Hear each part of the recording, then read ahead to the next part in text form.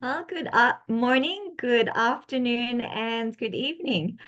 Thank you for joining us today for our webinar with Dr. Graham Joseph Hill on podcasting for Christian authors. So we have over 100 participants from 35 countries who have registered for today's webinar to learn about how to effectively use podcasting for writing and publishing ministry to reach a global audience. I'm Trix Wilkins from Media Associates International, and I have the joy of moderating our webinar today. Please feel free to interact with each other using the chat. You can share your name, your country, maybe a favorite podcast of yours. Please use the Q&A to post your questions, which Graham will address at the end of his presentation. So Graham is the author of 15 books and host of the Daily Devotions with Jesus podcast, which dives deep into the Bible chapter by chapter from Genesis to Revelation. He's publishing a series of devotional books and podcast episodes designed to guide you through God's word, renew your purpose, and deepen your theology, contemplation, and action. He's a scholar of world Christianity, intercultural theology, and mission studies, and has been involved in church planting, pastoring, and theological education for 30 years. And he was recently awarded the Medal of the Order of Australia for service to theological education and to the Baptist Churches of Australia. So we're so thankful to have Graham with us to share from his experience on how we can develop content, create community, and collaborate with others in our writing and publishing ministries through podcasting. Welcome, Graham, and over to you. Thank you. It's lovely to be with you. So what I'm going to do is share my screen, my desktop. So let me just open up this and I will press play. There we go. That should do the trick. Yeah, so it's lovely to be with you, and thank you for that warm welcome, Trix. I'm going to be looking at podcasting and how we can make the most of podcasting as followers of Jesus Christ and as authors and Christian leaders. You can find more about my writing at grahamjosephhill.com, and also the link tree URL, which is on the slide that's in front of you at the moment, provides the link to the Daily Devotions with Jesus podcast, which is my podcast. So what we're going to be looking at is why should we engage in podcasting as Christian authors? What is the point of podcasting and how can it enhance what we do? And then just as importantly, we're going to be looking at some of the technicalities. And I assume that you're already convinced that podcasting is a good idea as an author, and that's why you're here. So I won't spend a lot of time in, examining that particular issue. But I imagine that you may be joining us because you want to understand some of the technicalities, some of the details about how you go about podcasting. We as Christian authors have a wonderful opportunity to share the good news of Jesus Christ with others through a variety of different mediums. One medium, naturally, as writers, is through the written word. And as writers, we are often trying to expand our repertoire so that we write maybe academic books for some of us. Others might write popular books. We might write articles, and we might write online material like blogs and other things. So we're trying to develop a broad repertoire, a broad portfolio of writing styles in order to engage as many readers as possible. And of course, now with the new media, with video and audio, we can expand our reach, engage more deeply with our audience through video and through podcasting. We can use the written word, storytelling, expand on our teaching, and tell personal stories in a way that really engages people. Now, perhaps there's a particular podcast that you really enjoy. It may be Christian or it may not be. And I encourage you to think about what that podcast is and maybe put that podcast in the chat. You may not only want to name what that podcast is, but you might want to say why that podcast is important to you. I walk, maybe 5 to 10 kilometers every day with my dog. It's one of my favorite activities, and I'm always listening to podcasts. And the podcast that I'm listening to at the moment is called The Rest is History. And I just find podcasting just a wonderful way to kind of get to know an author, get to know their personality, and understand the material that they're presenting in a lively, personal way. And I think that's true of many people. The podcasting is crucial to expand our reach as writers. So let's start to think about some of the technicalities of podcasting. What are some of the equipment that you might need if you want to engage in podcasting? The first thing that you're going to need is a microphone. And this is the microphone in this slide that I use. It's the Shure microphone. And I think it would be okay if I just briefly do this and show you that actually I've got the microphone here on my desk. This is the Shure microphone that you've got there on the slide as well. It's a wonderful microphone. When you're speaking into a microphone, typically when you're podcasting, you want to keep the microphone about 1 hang 10 away from your mouth so that it picks up your voice with great clarity. So I have this stand. This is a Frameworks mic stand that connects to my desk, so I can swivel the microphone around, get it exactly in the right position. And if I'm recording not only audio but also video, I can get it just in the right position. So this isn't quite the right position that it's in now, just in the right position so that people can see my face and that I can get really clear audio. The great thing about the Shure microphone is that it does offer high quality audio capture, and it muffles some of the kind of noises that you can make with your mouth with cheaper microphones. So I'll just put that one back. You can see that it's on my desk. I can swivel it around. So the first thing that you're going to need is a good quality microphone. And I've provided you a URL link in this slide, which gives a range of good microphones that you might be able to choose on a range of budgets.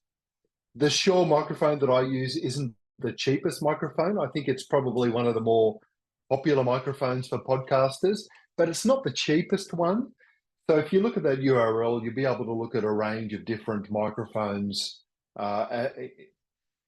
in your budget.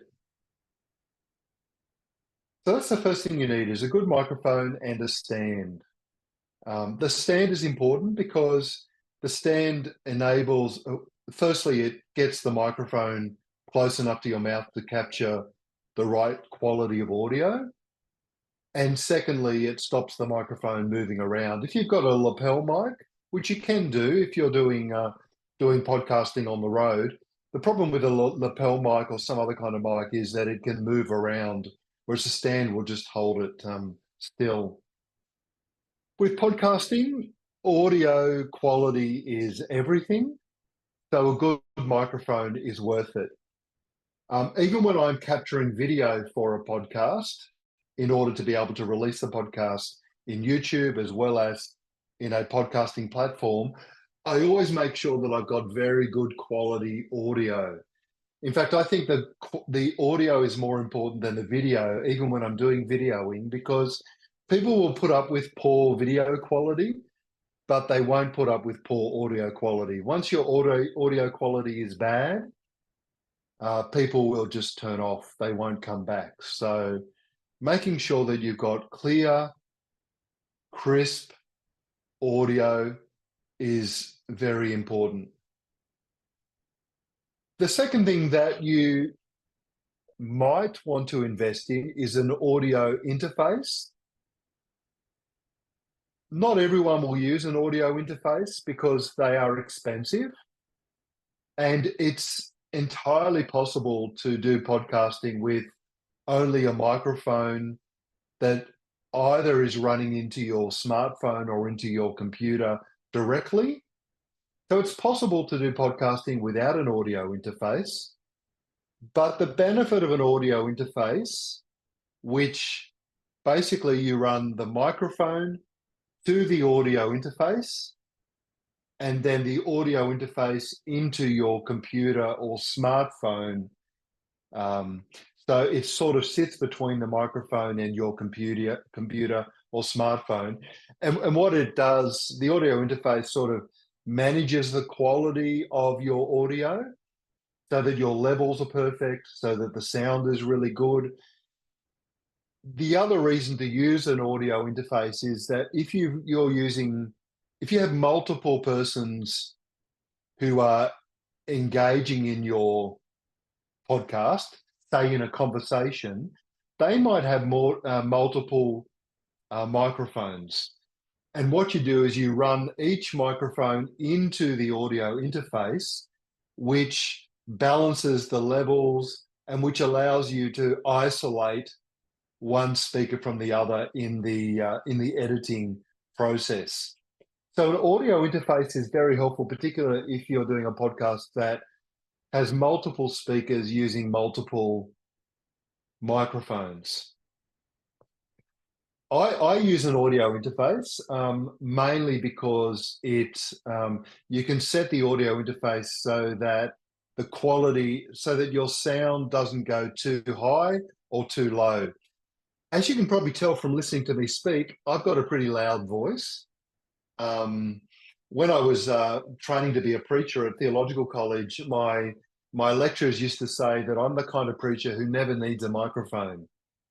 Now the problem with that for podcasting is because my voice is quite loud, and I get very enthusiastic, so it rises.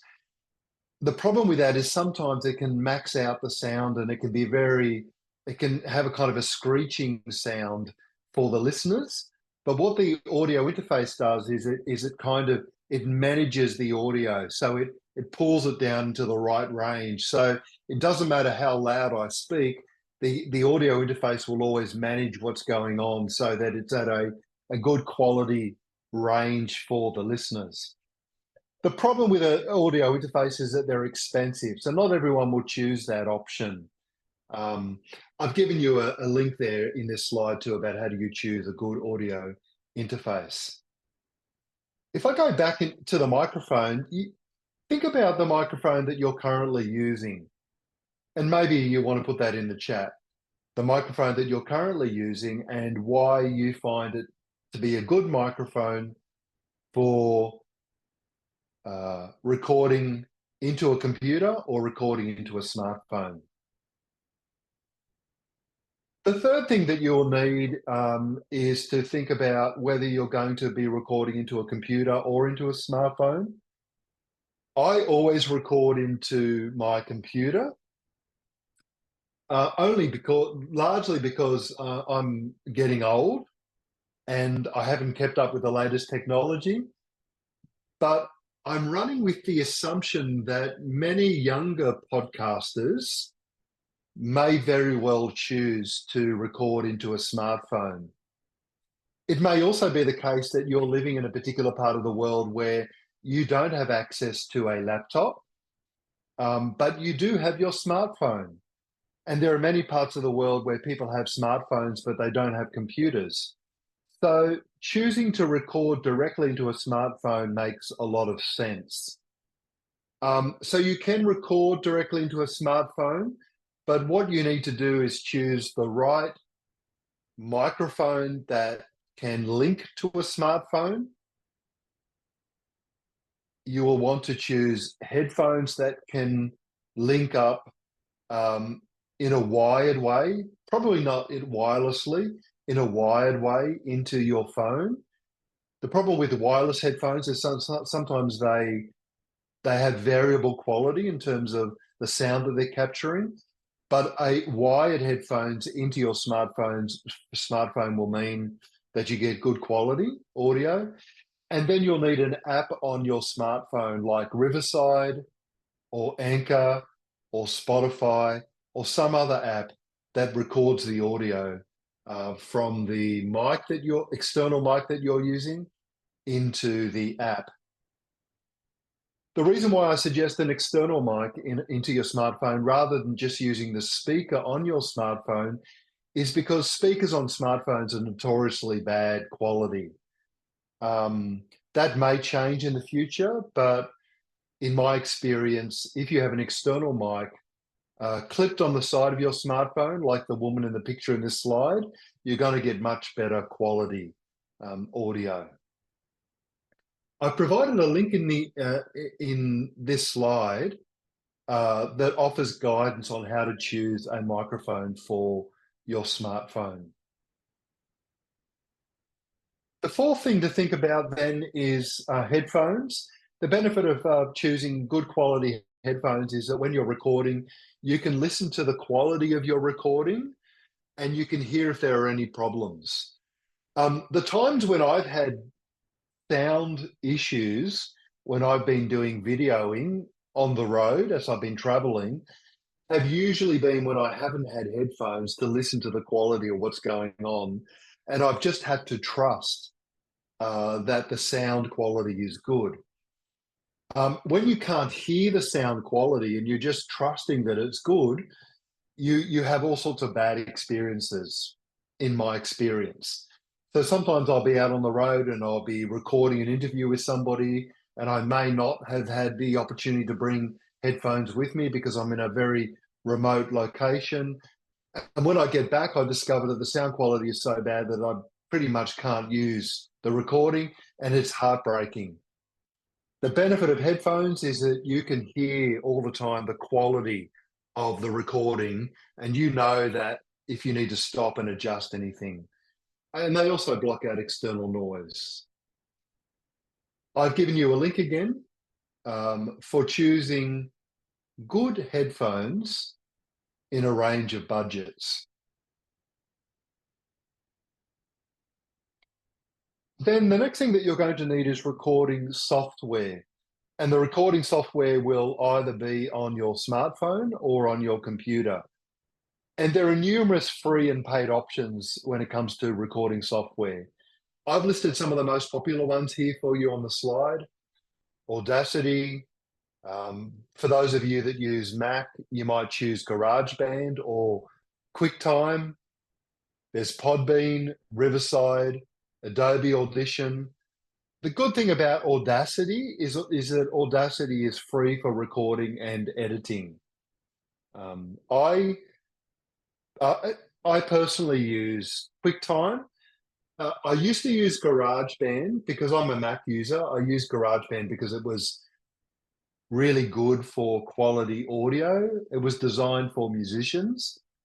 But I've recently moved over to QuickTime. And the reason I use QuickTime is because QuickTime allows me to record quality audio as well as quality video. So I pull up QuickTime on my computer, which is recording me recording my image as a video while I record the audio of my podcast. That way I can release the podcast as an audio file on Spotify and Apple, but I can also record it as a video on YouTube. And so that's why I choose QuickTime. We'll come back to this topic in a moment, because one choice that you'll have to make is, am I only going to be releasing audio and audio only podcast, which is what many people do? Or am I going to be releasing audio and video? And we'll come back to that in a moment. But Audacity allows you to record. You can record directly into Audacity, and you can also edit your files in Audacity. Spotify for podcasters is what I use. That's the particular software that so I record into QuickTime. I then edit the recording in Final Cut Pro, and then I release it into Spotify. So I record into QuickTime, I edit in a Mac program called Final Cut Pro, and then I release it into Spotify, which distributes it into all the various podcasting platforms. I'm telling you that to say that if you choose to use Spotify for podcasters, you can actually just record directly into Audacity, directly into Spotify. You don't have to record into something like QuickTime or GarageBand. I choose to record into QuickTime and GarageBand and then edit in a separate program because I find that I like to edit the quality of my podcasting before I release it into something like Spotify. You might have some questions about that when we come back to it. So let me just be clear. You can record directly into Audacity, which is a free podcasting platform, which is very well respected, or you can record directly into Spotify for podcasting, which again is a free platform and very well respected and has global reach. And that's a viable, achievable option. It saves you from recording into a different program like GarageBand or QuickTime or something else. The problem with taking that approach, in my experience, is that if you don't get everything perfect the first time, the ability to edit your recording in terms of its sound quality, in terms of its extra elements like a top and a tail and some musical overlays or whatever it might be is limited.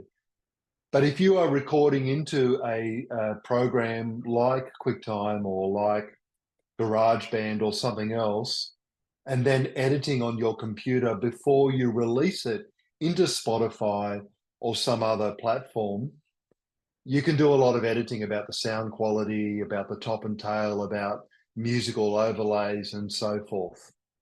But the choice is yours. Do I record directly into something like Spotify and then try to edit within Spotify, knowing that it has limited facilities for editing?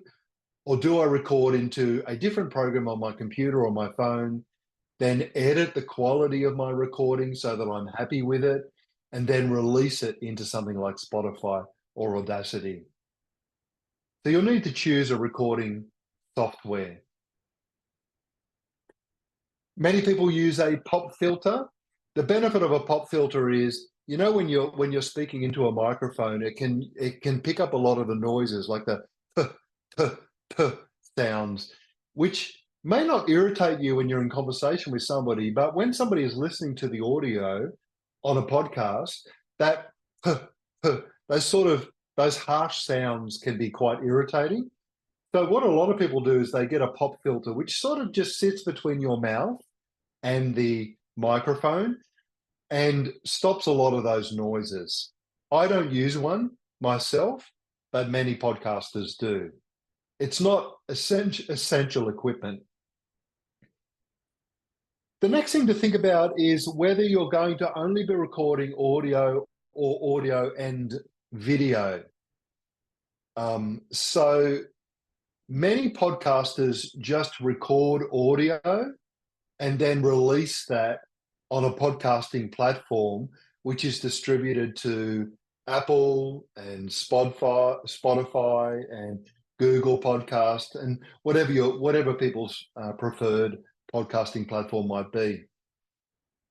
But there are other podcasters like me that choose to record through a program that captures both audio and video. And that's what I do. So for instance, let me just show you, if I'm recording like this, I normally try to get my microphone in the right position. This isn't the best position. And while I'm recording my podcast, I'm capturing the audio, but I'm also capturing this video so that people can see my face, they can see my expressions, they can see my personality, and they're not just hearing my voice, but they're also seeing Graham Hill. And then what I do is that I release the audio to the podcasting platform, which I use Spotify for podcasters, and I release the video to YouTube. And the reason I do that is because YouTube has much bigger reach than your typical audio podcasting platform. So if you do a Google search on a particular topic, like give me a podcast on Christian faith, Google will often show you things that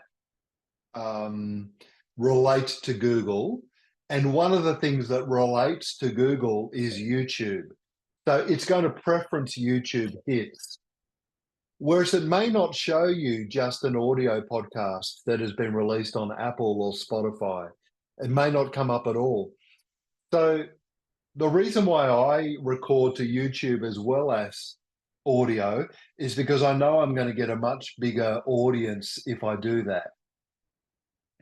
Now, there's two ways to release a podcast onto YouTube. One way is just to connect the RSS feed of your podcast.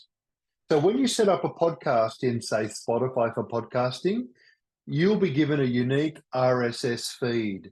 And that RSS feed distributes the podcast audio for each of your episodes into all the different platforms that you've asked it to distribute that audio to. So I ask it to send it to Spotify, to Apple, to Google, and to a range of other, to Riverside, and to a range of other podcasting apps. What you can also get it to do is actually send that audio to YouTube using the RSS feed. And in that case, people can actually listen to your podcast through YouTube as well. The problem with that, of course, is that they're only going to find your audio on YouTube. And people who go to YouTube typically like audio and video. So you can send your podcast to YouTube just using your RSS feed, and then that'll just be an audio file that's actually published on YouTube. Or you can do what I do, which is I capture the video while I'm capturing the audio. Then I release the audio to Spotify for podcasters or Anchor or whatever platform you choose to use. And I also publish the video to YouTube so that people can kind of engage and see me in a video and see something about my personality. I've given you a URL on this particular slide with an argument that's made by Rachel Corbett for why you should also upload your podcast to YouTube. If you look at that link, she's got some really good pros and cons. And she says, on balance, it's worth actually uploading to YouTube as well. And I would agree with her, actually. I think anything that gets you more hits, more subscriptions, more listens and views, the better. Maybe in the chat room, you might want to put up your thoughts about why you like or don't like podcasting that's been distributed on YouTube. I've talked a lot about hosting platforms, so you will need to choose where is your podcast going to be hosted. So you choose a recording program, and I choose, as I've said, QuickTime. There are many recording programs, but you also need a hosting platform.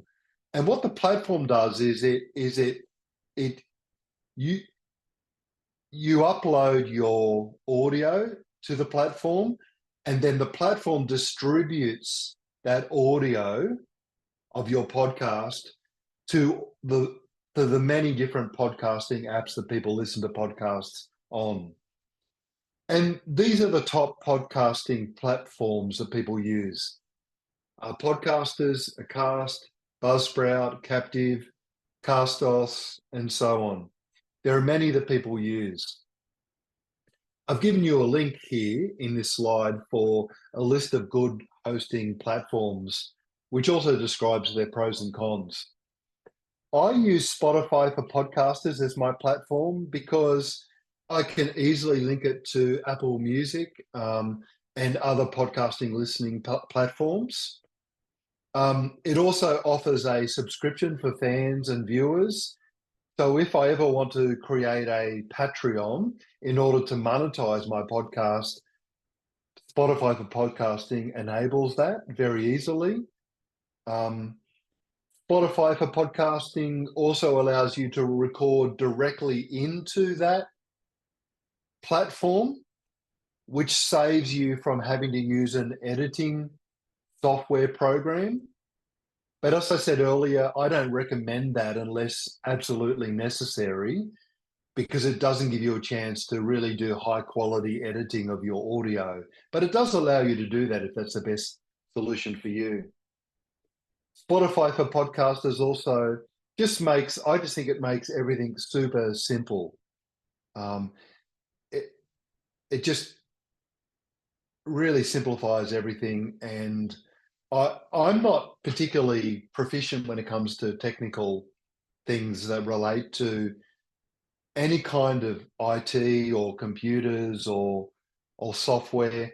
And the good thing about Spotify for podcasters is that it's just easy, and it's easy for an old guy like me. So it's probably going to be easy for you as well.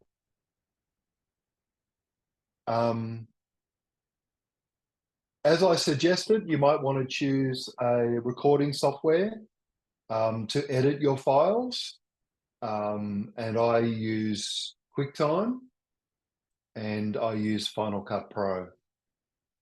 I edit in Final Cut Pro. I edit out the dead air. I edit out the mistakes. I get rid of the ums and ahs and so on. I overlay it with music.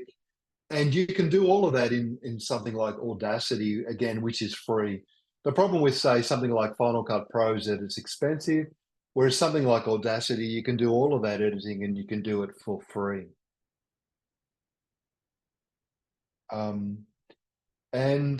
As I said, you then publish to your preferred platform, whether it be Spotify or Apple or YouTube, wherever it might be.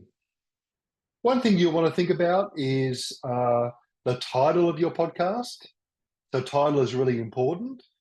My wife came up with Daily Devotions with Jesus. I came up with I'm an academic, so I came up with a very complicated title for my podcast. And my wife reminded me that humans don't speak like academics, and that I should come up with a podcasting title that is simple, that is memorable, and that might interest people. And she suggested Daily Devotions with Jesus.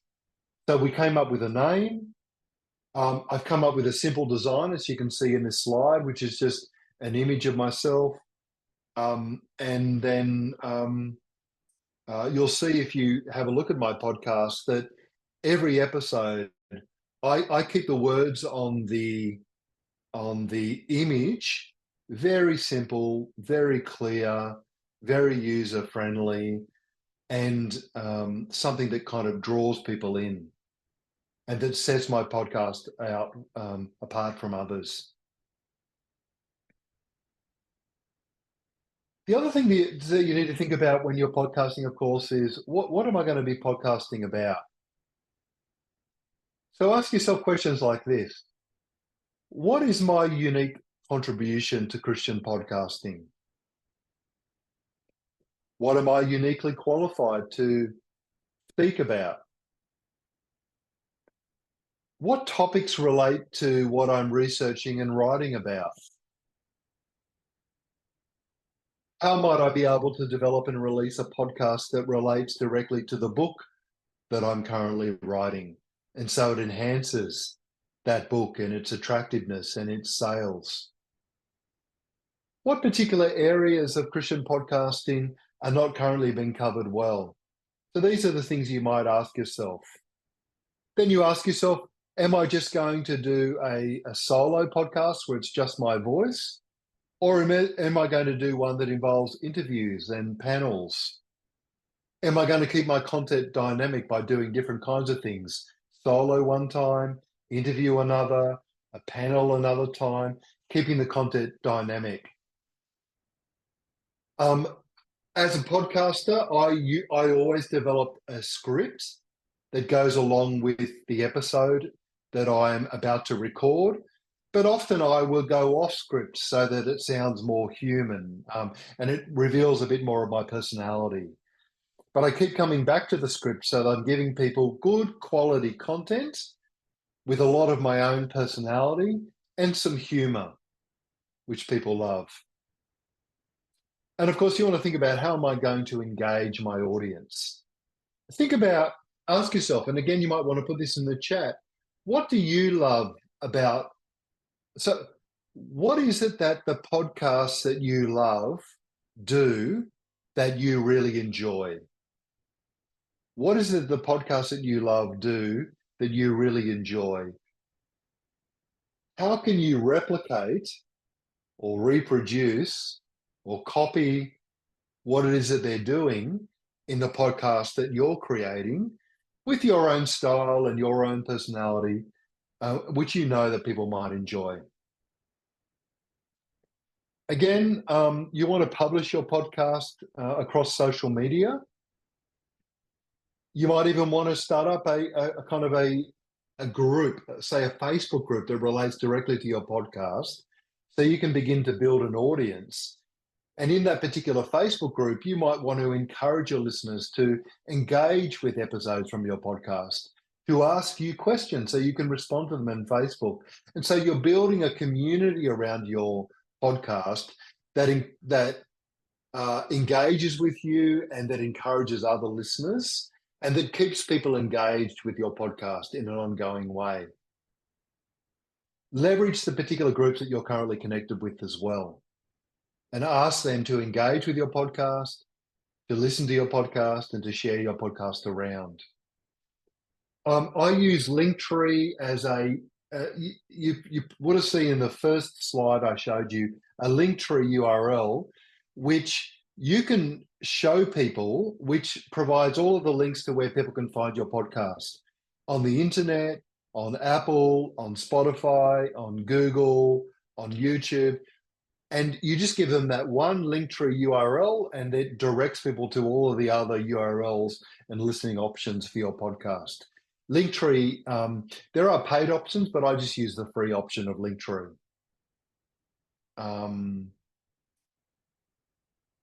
I don't think I need to go into podcasting directories, because when you set up your podcast on Spotify or whatever, they typically give you a list of directories that you can send your podcast to. And I always send my podcast to as many directories as possible. It's just a way, directories are just basically more ways for people to find your podcast online. One thing you want to think about as you're designing your podcast, what are some of the gaps in topics in the Christian podcasting space? Again, in the chat, you might suggest some gaps. What are some areas that Christian podcasting could really make a contribution that are not currently being done? And I've just suggested some here on the screen, but you may think of some others. And by the way, all of these slides are going to be made available to you after this seminar. So you can go back and you can look through that list and you can look through everything that I've shown you. I've said a lot of things quickly, so you'll be able to go back and have a look at these slides that will be made available to you. There are many joys and there are many challenges in podcasting. The joy is being able to connect with a new audience, grow a wider audience to your writing. The challenge, of course, is coming up with regular content without burning out. So you want to set yourself a podcasting scripting, editing, and publishing pace that you can do consistently without burning out? Okay, so I think I might just lead us in a moment of prayer. Um, Here's a prayer for podcasters.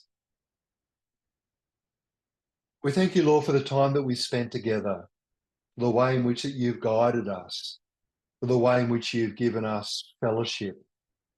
We stand at the threshold of a new beginnings where new technologies, new media, whether they be podcasting or video and other media as they arise, enable us to share your gospel, your love, your truth.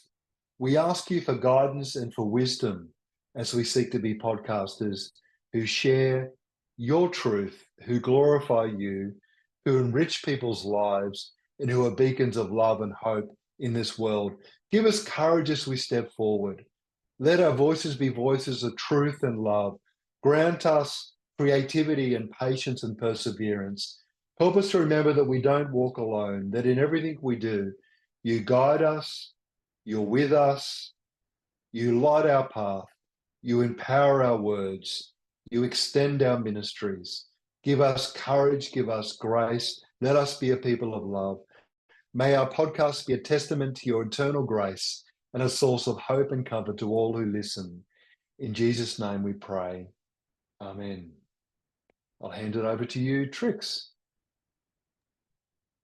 And thank you so much, Graham, for giving us heaps of tips and options and questions to think about and investigate and try out. And yeah, sharing of your own personal experiences in podcasting. So if you haven't had a chance yet to send your questions in the chat or Q&A, this is a good time to do so. In the meantime, we do have a question from Deborah who asks, do you have tips for storytelling podcasts? Tips for storytelling podcasts. That's a great. No, I don't think I do really.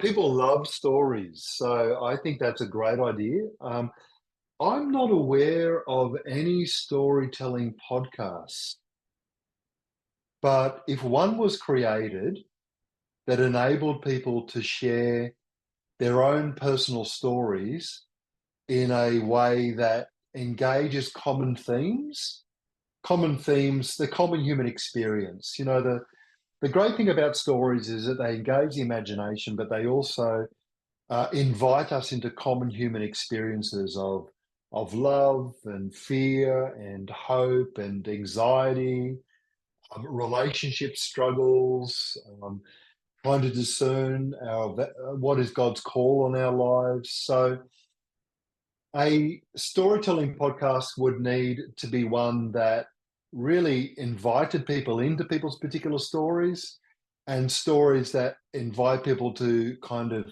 share common experiences. But no, I'm not aware of any storytelling podcasts, but I think it's a wonderful idea.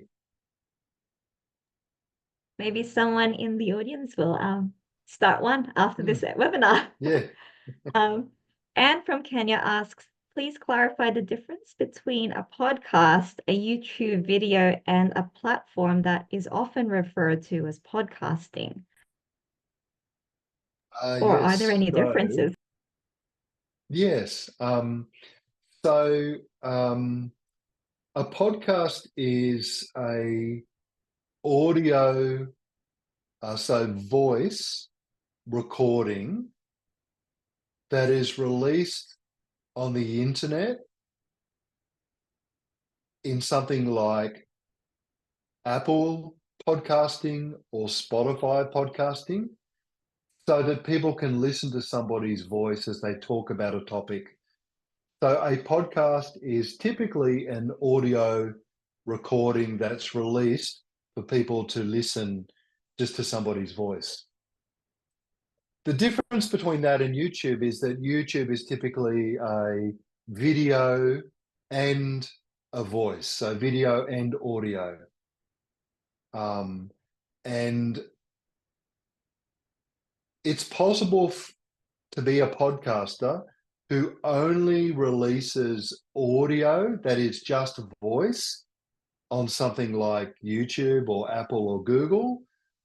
But you can also be a podcaster who releases both voice and image or video if you're willing to also release things on YouTube. And so YouTube is a platform that is entirely dedicated to video. Is that how you would answer the question, Trix, or would you answer it differently? How does No, that that sound? sounds great. Okay.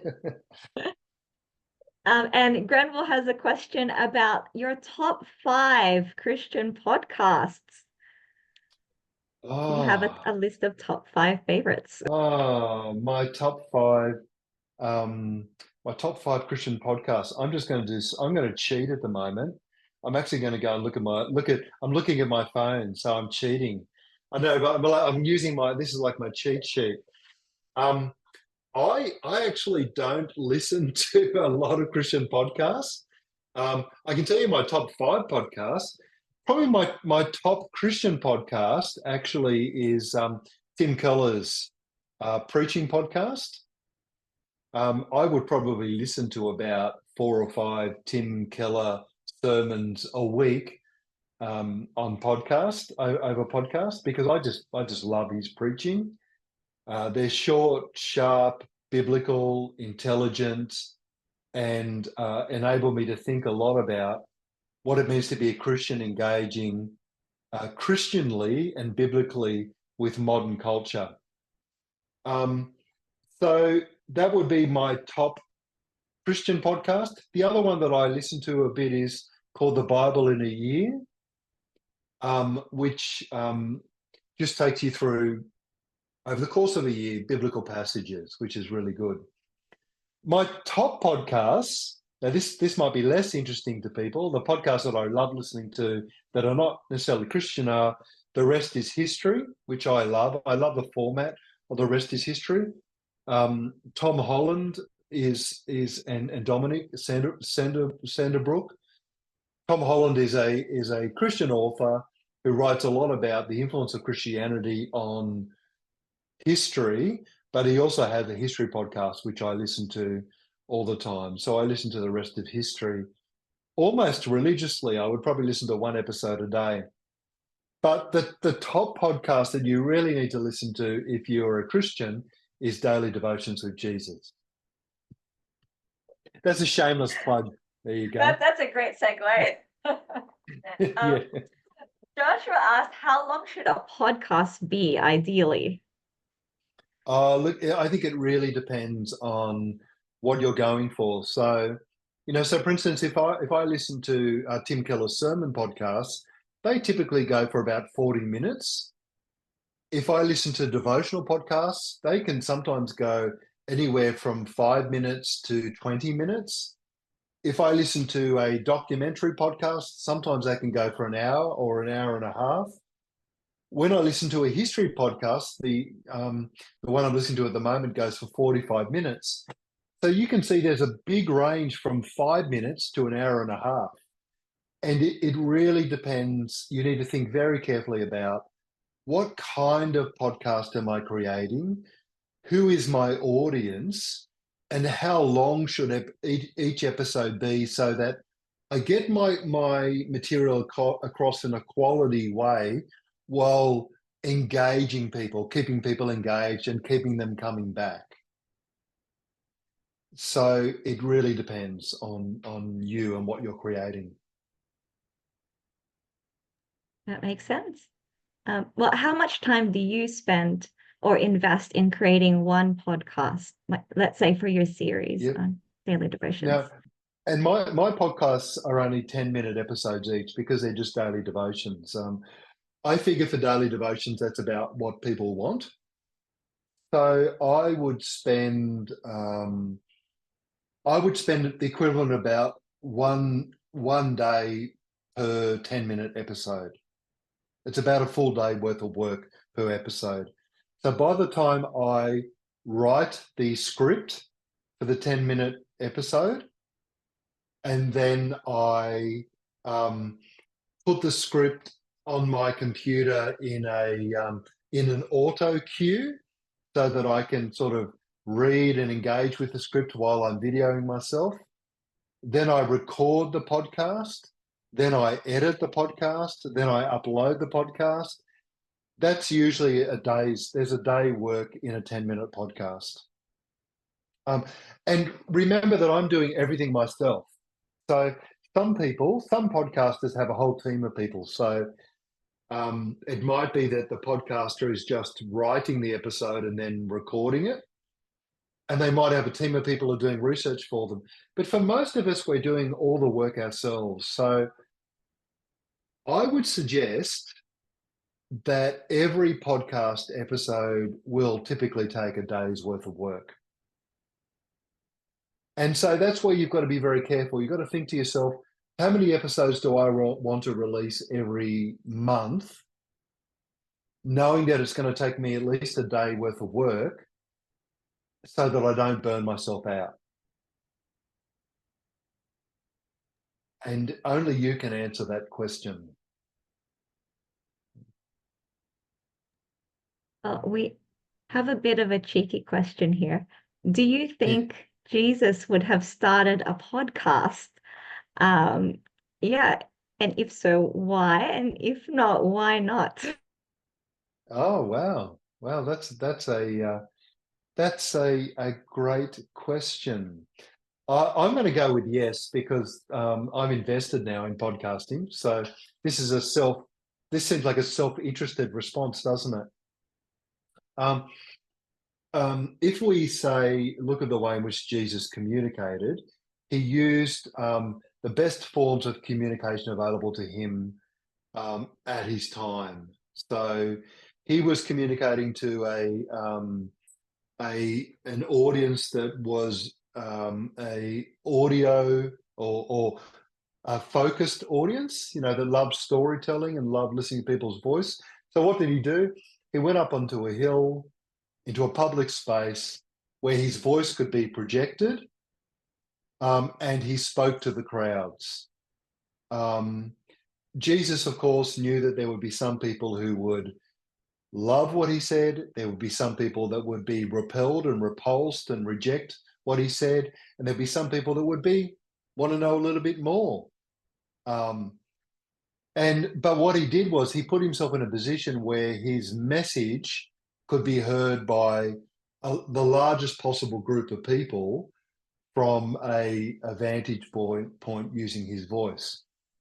And then we get the impression from the Gospels too that his message then spread by word of mouth. So, I would suggest that I think what we saw Jesus doing in terms of his method of communication, which was to tell a lot of stories and to tell parables and to speak in an engaging way.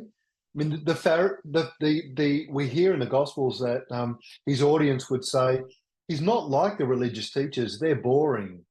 He speaks like someone who has authority and he's engaging. So he used very good forms of communication and he spoke to the largest possible group that he could in a variety of different forums. So I'm invested in this. So I'm going to say if he could podcast, he probably would have done it today. So there's my cheeky answer to a cheeky question.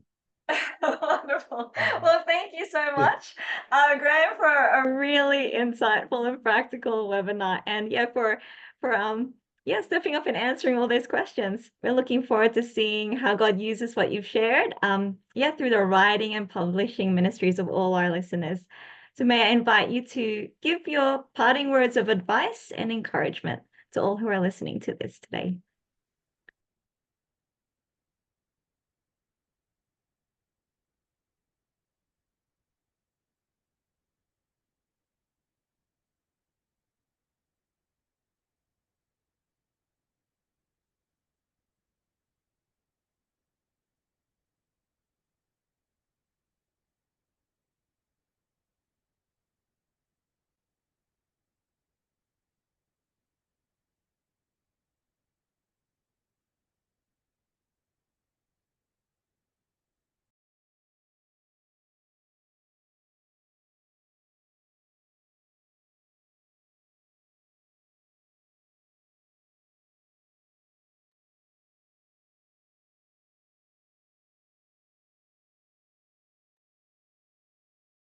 Sorry, I think I might have had some technical difficulties too.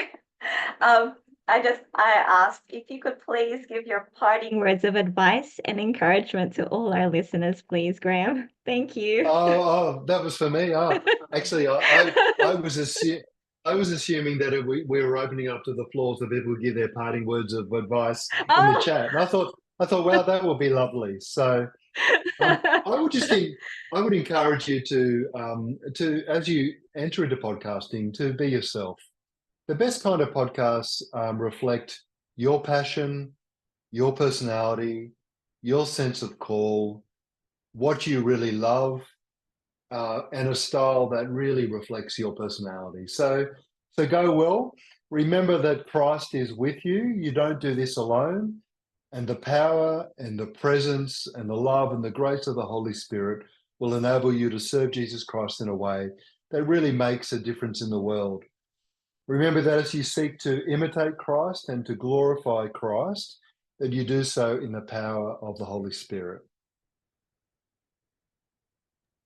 Thanks so much. Well, that's a wrap on our webinar today. We'd love for you to join us for our next one on July 16 with Akolo Anthony James from Nigeria on how you can enhance your creativity through poetry. And yes, of course, it'll be wonderful to see you all at Lit World this November, where you can join Christian writers and publishers from all over the world and yeah, continue learning and growing, not just in your craft, but also in your walk with Jesus. Thank you again for joining us for Podcasting for Christian Authors with Dr. Graham Joseph Hill. Good morning, good afternoon, and good evening. Thanks all.